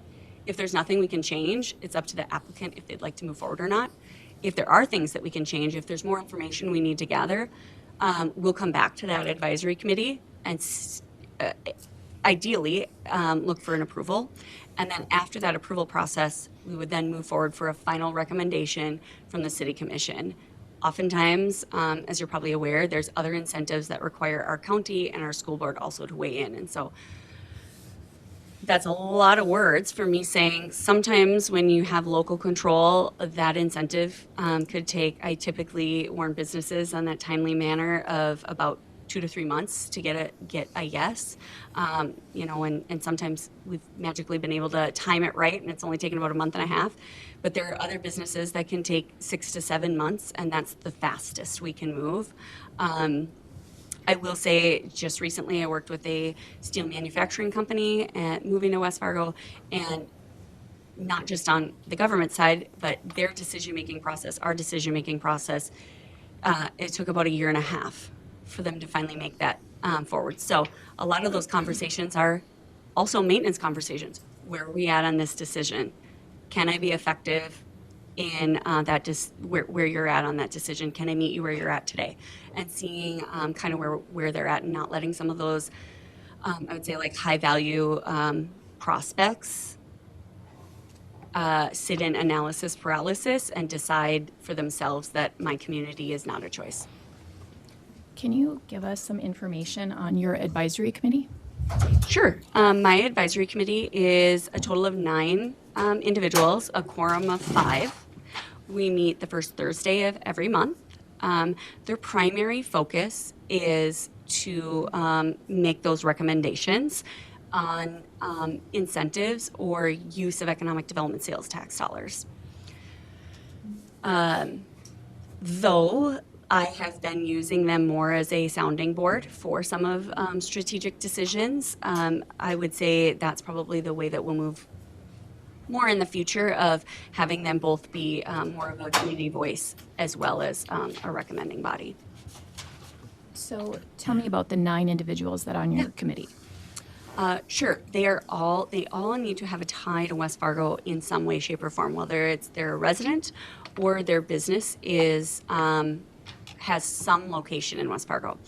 The challenge, of course, is let's say we have a banker. They may have a location in 3 communities, but they need to have at least some sort of presence in our community. In addition, each one of them holds a industry slot. So a banking, manufacturing, retail, member at large. Now you're testing me this morning. I can't remember them all, but I'd be happy to send you my bylaws. And then we do require a percentage of showing up to remain participative. I need really engaged board members in order to continually move these incentives forward. I need really engaged board members to do that. Great, thank you. Your Honor. You spoke of the 5-year incentive on the tax abatement for the property on Main Avenue that you worked with. Was that a TIF process, or what was that? And how do you, what incentives are you using that are more short-term? Sometimes TIF can go, 20, 30 years, but how do you characterize the short-term incentives, or are they literally just tax abatement? So that specific example was a Renaissance Zone project, and I would say anything 5 years or less for me in my book, I would consider short term. So I'd say that is probably where this role, just for an example, comes into play, is kind of understanding where the city is today and understanding where the commission or the council members are in what's short term to them and not. And so my role is to vet those applications based on some of the political climate as well, and understanding what appetite there is for either that type of business or the length of an incentive. So kind of jumping back into the incentives, I currently use the Renaissance Zone incentive, which is a twofold incentive of property tax and income tax at the state level, a pilot or a payment in lieu of tax incentive. We do have tax increment financing as well as an option. And then we have created a couple of incentives using that economic development sales tax, like a facade improvement program, which is used in our downtown area. And then it's closed now for applicants, but we did have actually a child care facility improvement incentive as well. Does North Dakota have anything like, the state of Minnesota had a program called Job Z, which was actually a good program. I don't really know why that one ever died. And it basically had no sales tax on, the things to purchase to, create or build, the whatever it was you want to build. And it was based on it was a 10-year program that you didn't pay sales tax for 10 years, but you had to employ obviously X people and at a livable wage, which was set by the state, and you obviously had to report that annually. Yeah. Not to my knowledge. I believe North Dakota has a sales tax exemption for anything you purchase for a building, but the investment is very high dollar. It's somewhere in the billion range. Right. And so you get, I believe, a 6-year sales tax exemption for anything of that nature. Yeah. And then what about permitting and kind of environmental regulation as such? I mean, for kind of like West Fargo, do you pretty much control permitting? I actually don't have anything to do with permitting in my department. We have a building inspections department that deals with all of permitting. We also don't have a business permit in West Fargo. You don't register your business with us. You register at the state, which has got its positives and negatives because I don't know when you're a brand new business unless you reach out or I stumble upon you. And so it's not something the state gives us either. And so there can be some positives and negatives with that. Scott? Oh, Any other questions? I just have a question, Casey, too. Do you ever run into a situation where you have somebody that you're talking to that does not want to be in North Dakota, but they maybe want to be in Minnesota in the Lakes area, or vice versa? Is there anything like that ever come across your desk? I have not had, I don't want to be in North Dakota, but I have had, I want to expand. And here are some targeted areas we believe would be good to expand. And that can be all over the place. It really, really depends. I mean, a lot of businesses that I work with are expanding into Arizona, just because we have built-in clientele from our snowbirds that go back and forth. So you'll see a lot of financial institutions doing that. Even some of our light industrial manufacturers are doing that. So you'll see a lot of that, but you never know. I have those conversations all the time. And those things can also change, right? They're malleable. We talk about location, but then they're also looking at like demographics, opportunities. They're looking at what do they have access to? Is that community open for business, and what does that mean? Because I think we say it all the time, and I continually challenge our commissioners to say, I know you've said we're open for business, what does that mean? What that means to you and what that means to somebody else could be two different things. And so trying to define what does being open for business looks like, and putting that out there, telling our story. But I do, to your point, have lots of businesses that say, okay, we're going to be starting here to discuss what our next location is going to look like. From there, that's obviously not my world, but I'm going to connect them with other thought leaders, other like-minded businesses or economic development professionals like myself, EDC programs. In some communities, those don't exist, and so that's the next is like a small business development center or potentially a chamber of commerce to help know who the best local team member is to help them get off the ground. So, and you have a lot of contacts, relationships in the area. You know, I think that's a great thing. And, you know, that's pretty much what business happens to be, is your contacts and relationships. And, you know, I would like to see us be part of these contacts and have the information and be able to actually talk with other people, different organizations or communities about what they're doing, what we're doing, and try to move forward that way also. Yeah, absolutely. That network it can be really powerful. And I often look at it as a co-opetition, right? If I have a business that I'm meeting with and they are not, I'm going to do everything I can to get a pathway to yes, right? But if they are not right for our community, or what we can offer isn't right for them, I want to find them a home. I don't want them to go and be like, all right, the next best place is Montana, or the next best place is, you know, I want to help them find a home. Again, those business leaders talk, and if I can help find them a home, I can still hold their hand to get them somewhere where they can find a space. They're still going to think of my work, and they're still going to think of my community very favorably. And oftentimes, like Derek LaPointe in Moorhead, he and I have great synergy.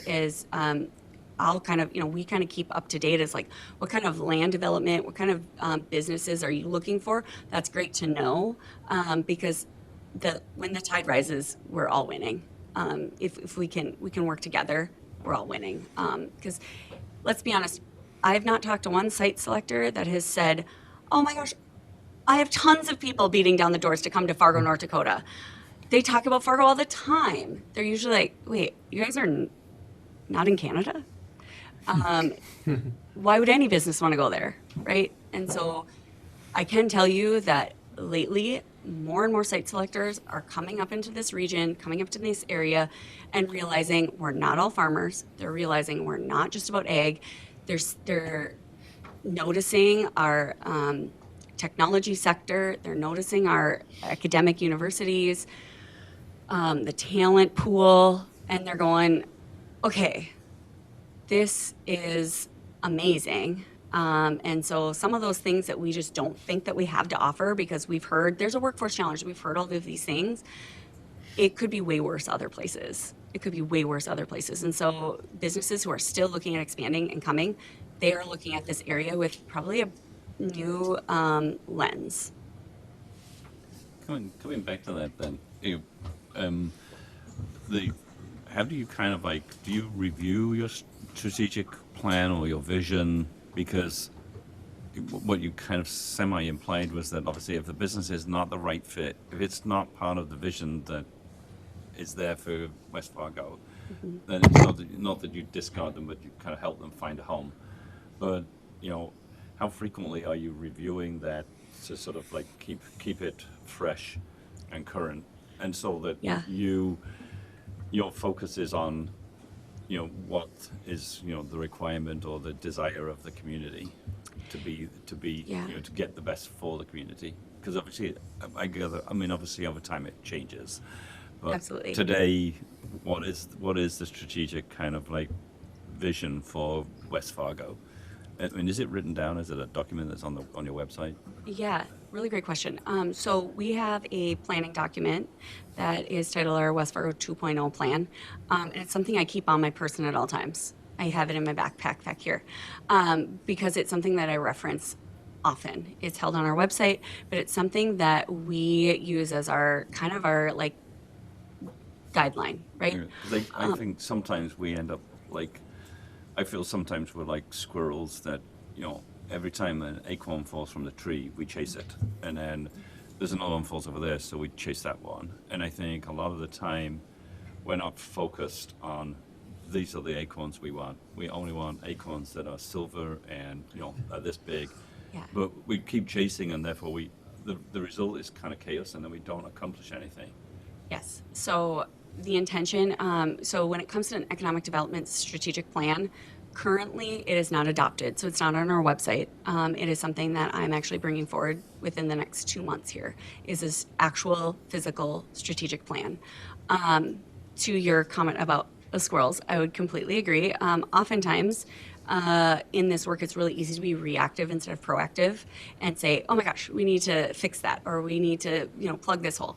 But being able to see like what is my priority and being able to rest back on that priority and plan, while also knowing that these council members have your back. That's probably the biggest piece, right? Is understanding I can let that go because they're on the same path as I am. That is, as a staff, if I can speak freely as a staff person, that speaks volumes, right? To be able to know that you can intentionally focus on what needs to be prioritized because you're all on the same path forward. And I think that's part of the process that we're going through today and last time and probably another meeting or two. But I think, we collectively have to be on the same page, and we're not all going to 100% agree on everything. Yep. But the core value mission kind of statement that we're making or strategic plan, we have to be at least 80% on the, the 10 points, so that if we're going to, whether we hire somebody or how that evolves, if that person in your role doesn't have a clear mandate of what the expectation is, it makes that role very difficult. As you said, then you end up chasing the proverbial acorns, and then in a year's time, this body sits and says, well, Casey, it was great knowing you, but you didn't accomplish anything. And part of that is because we didn't give you clear guidelines as to what we wanted or what our expectation was. If this was my first day today and I was walking in, I would ask you, what does success look like? If you were to look at me a year from now and this was my annual review, I would say, what are the metrics that I can turn around and tell you this is what success looks like for this role? Yeah. I'd want to know what that looks like. And if you couldn't answer that for me, that'd be very challenging. Hopefully we could figure that out, but that would be very challenging. Thank you. Your Honor, if the city ends up in a hiring position for this role, which we don't know if that's where it's going or not, what attributes would you say, if you were on that interview committee, what attributes would you say are the most important to look for in bringing someone in-house? So this is, of course, just one personal opinion, and I've met with a lot of economic developers. I think that you need to have a love and passion for your community. I think that you need to have a high strength or competency of input and feedback without taking that as personal, because I get a lot of feedback from people that I've never heard from before, but it's due to the nature of the work, right, and understanding that that could be an opportunity as well. So input is a really big value, I believe. Relationship building. And then if you're familiar with like the strength finders or the Gallup strength finders, I believe that in this role, the wow or winning others over is a really strong attribute that having someone in that role. I will share that previously coming into this role, and this role was vacant for a little while. It's not always easy to just find somebody that fits into something like this. I didn't have the background of incentive work and things like that. And so their focus was finding someone who can be a face for the business community, and then work on learning how do those incentive strategies apply and how can we bring those things together. In addition, we had someone else who had a very different philosophy in this role in the past. And unfortunately, that just didn't mesh well with our business community. And it really caused some burnt bridges. And so for the first year, I spent a lot of time winning key stakeholders back over. And it took not one meeting, not two meetings, right? It took sometimes bringing other community members into that to gain that trust back. Even though I hadn't been the one that lost it, but the city as a whole had. And that has been huge because that's also where I get a lot of those leaders. But if it was me, I'd focus on the things that I can't teach. Casey, I want to make sure we have about 8 minutes left. I want to make sure that you have hit everything that you want to hit, or if there's anything else that you had on your list that you think we should know. I think I want to make sure you have that opportunity. Sure. I thought I would just list kind of my top 10 of things that I'm going to be working on here in kind of Q3 and 4 in 2025 as well as 2026. The top 10 things for me are currently we're doing some policy review and implementation. We're looking at creating some new incentives, which I thought maybe would potentially be relevant. Some of those things include, yes, we'll be using some of the funds from economic development sales tax, but things like asbestos abatement in some of our areas need some TLC. But some of those incentives we've talked about are accepting things into like demolition, accepting things into our landfill and waiving those fees. And so that's a funding source potentially if the city revenue lines can do those or can handle that. So talking about just some different incentives that might not necessarily be the big sell, right? The property taxes or something like that. So looking at what we can do locally and control locally. In addition, we have some incentives at the state that I'm looking to create a local control rider to say, hey, you've identified North Dakota. Now we want to put the cherry on top and be kind of a closing fund so that you pick West Fargo. So incentive creation and valuation. We're looking to put, or I'm looking to bring forward and ask the city to put a local number on what's the ideal job creation. Would you like to see 40 jobs created? Would you like to see 200? Would you like to see none? Is job creation a priority? And simply ask that question. Business retention, expansion of current businesses always remains a priority for me. So those BRE visits and continually to hold that standard of 40 to 50% of my working days being connecting with those businesses. In addition, looking at targeted areas of the city that might be targeted physical areas and locations of areas that we're like, okay, this area needs infill redevelopment, or it might be a targeted industry, and it might be something like we're going to target primary sector growth and setting some specific metrics around what is successful in 3 years? What does that goal look like? Intentional balancing of commercial and residential property taxes. That's probably one of those higher level metrics where what would it look like for us? How much commercial property tax would we have to increase in order for us to increase that number by 5%, 2%, 3%? And that will help drive that strategic plan to know, hey, we have to make decisions at this level. This is the amount of money we need to do in order to change that percentage.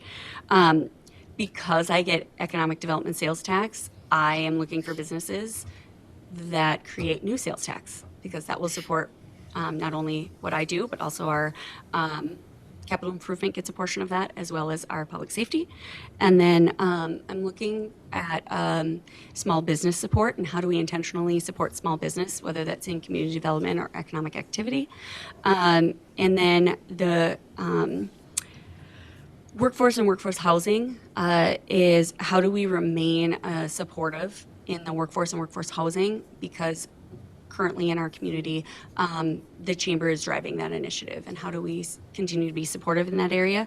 And then creation of future project reserve. So for us, because we have those funding, how do we sit back and say, okay, we are choosing to not spend X amount of dollars because we are looking out 5 years from now or 3 years from now, and we believe that a project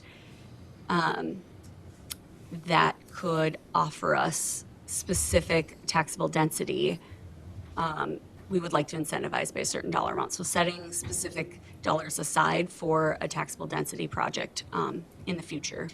And so creating what that looks like in our overall strategic plan. So those are kind of my top 10 for the upcoming year.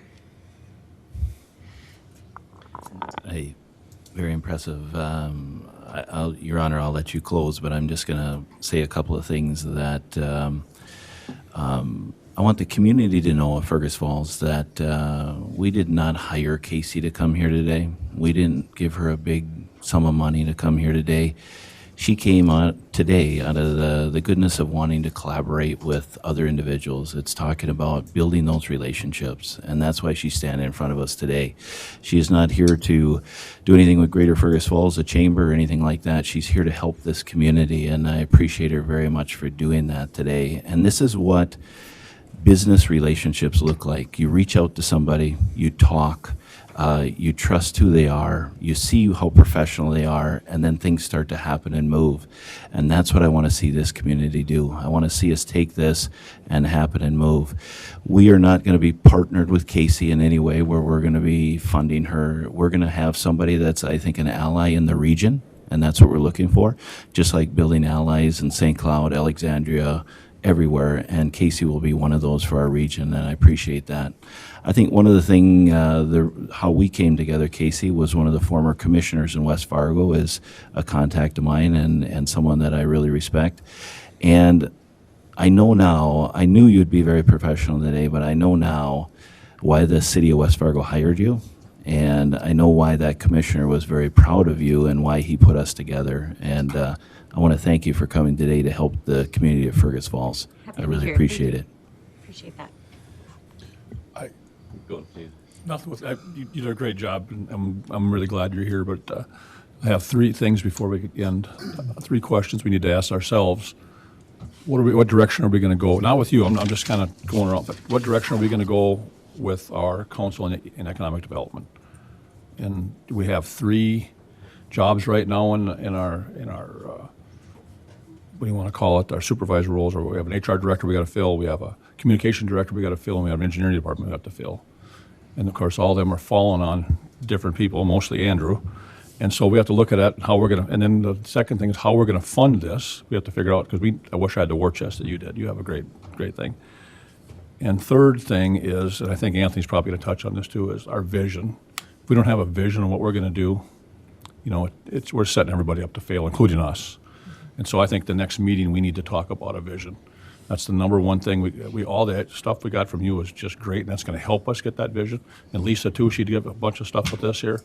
And so that's my deal. And I hope I didn't take this away from you, Anthony, but That's my three things I think we need to work on as a council, and I think I disagree with Anthony. We all have 100% to be on board of what our vision is, whatever that is. I don't want to be just 80%. I want to be 100%. So. There's an 80-20 rule that applies to most things, and even if they say that they like 20%, they won't. Yeah, that's true. So As we have far to as being accept on reality the sometimes. Personnel Committee with Laurel here, I know that we're talking about these things, Scott. Oh, I know And, that. I know that. And that's being talked about and discussed, and there will be decisions made. And we will come up with solutions to that. So that's being worked on right now. As far as the rest, we will come up with a vision. And this will be taken care of, and we will move forward. Yeah. I think in closing, because we're technically at the hour, again, reiterating what Mike said, thank you, Casey, for your professionalism and knowledge. And I think, obviously, clearly you are a good marketer. And I think we're all going to move to West Fargo if we fail. So, but I think, a lot of key words today.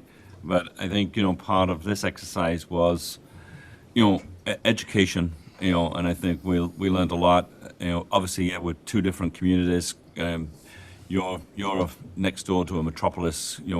We're not, and it's a community that's grown extensively. So you've got different learning curves that we have, and so I think it's just interesting to listen to you. But I think, as Scott mentioned, now we probably need to have quote another session. But the three main drivers of that, which kind of obviously Scott stole my thunder, is we have to decide in what form economic development is going to be, whether it's going to be in-house, whether it's going to be third party, or and I think more importantly on the funding side, it has to be sustainable. One of the issues for Greater Fergus Falls is that sustainability of funding. We're not going to get an applicant of your caliber if we can't assure them that come next year or 2 years' time or 3 years' time, that funding's going to dry up. And that was the challenge for Greater Fergus Falls. That a high percentage of the time that they were doing was spent on raising money to support their department. And so we have to come up with a funding mechanism that gives that. And then I think, we have to develop a business plan for the department, even if it's a department of one. If we don't have a business plan and we don't have a vision, and we're not all predominantly bought into that vision, we can't set goals. We have to have a strategic framework by which we're going to manage this department. And if we don't have that, it will flounder and it won't be successful. And as you say, I think it's having that confidence that, if I negotiate a deal and I bring it ultimately to the council, it's going to get approved, as opposed to it, failing.